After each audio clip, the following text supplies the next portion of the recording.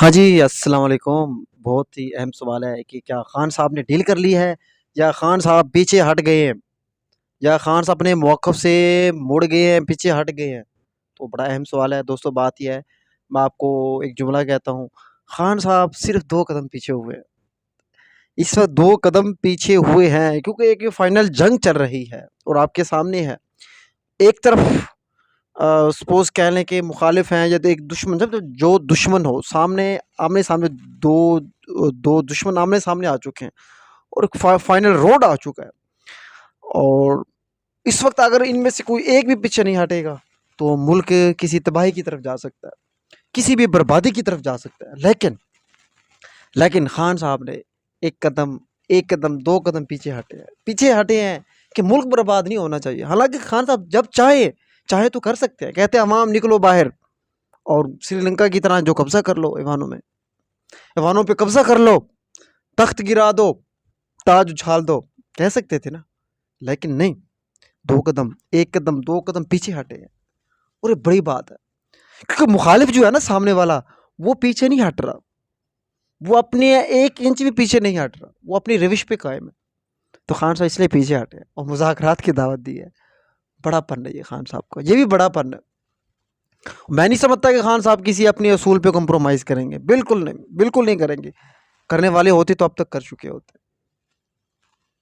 नहीं करेंगे। लेकिन खान साहब ने जो 2 कदम पीछे हटे हैं, ये वही हिकमत अमली, उन्होंने मुल्क बचाना है। उन्होंने जंग जीतनी भी है, इस मुल्क को भी फ़तह करना है। मतलब फ़तह मैं नहीं कही, जंग भी जीतनी है। अल्हम्दुलिल्लाह मुल्क तो हमारा है, बिल्कुल है। इसको मतलब कह रहे हैं फ़तह मैंने कह दिया, बस आप कुछ भी समझ लें। तो यही चीज़ है, खान साहब चाहते हैं कि बग़ैर जंग लड़े, मतलब वो वाली जंग लड़े जो है ना, हम जीत जाएँ। तो मेरे ख़्याल में खान साहब ने बहुत अच्छा और ज़बरदस्त फ़ैसला लिया है। और आपको एक बात और बता दूँ कि डेमोक्रेसी के अंदर जो वोटिंग होती है, अवाम की जो अदालत होती है, जो वोटिंग में होती है, मैं इसको एक जुमला यूज़ मैं कर रहा हूँ, mother of all solutions, mother of all solutions. जब हम वोटिंग में जाते हैं ना, जब अवाम में जाते हैं, तो जब वोटिंग होती है, जब इलेक्शन होते हैं, साफ शफाफ इलेक्शन होते हैं, तो इससे जितने भी मसाइल होते हैं ना, जितने मसाइल होते हैं, वो सारे ख़त्म हो जाते हैं। सबको बिल्कुल, सबको एक नया वो मिल जाता है, सबके अंदर एक नई रूह आ जाती है। अब देख लें मुल्क की क्या हालत है।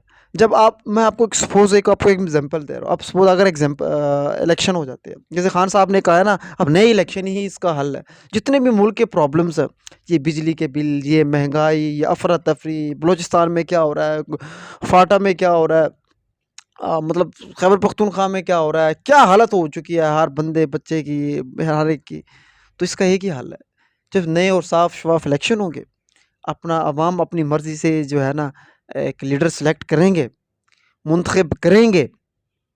और मेरे ख़्याल में ये जितनी जो अफ़रा-तफ़री है, बदएतमादी है अवाम में और इदारों में, मतलब सारे इदारों के अंदर और अवाम के अंदर, ज़मीन के ऊपर जो कुछ हो रहा है ना, ये सारा ख़त्म हो जाएगा। तो खान साहब देखिए कैसा सॉल्यूशन खान साहब आपको दे रहा है, और आपको क्या चाहिए?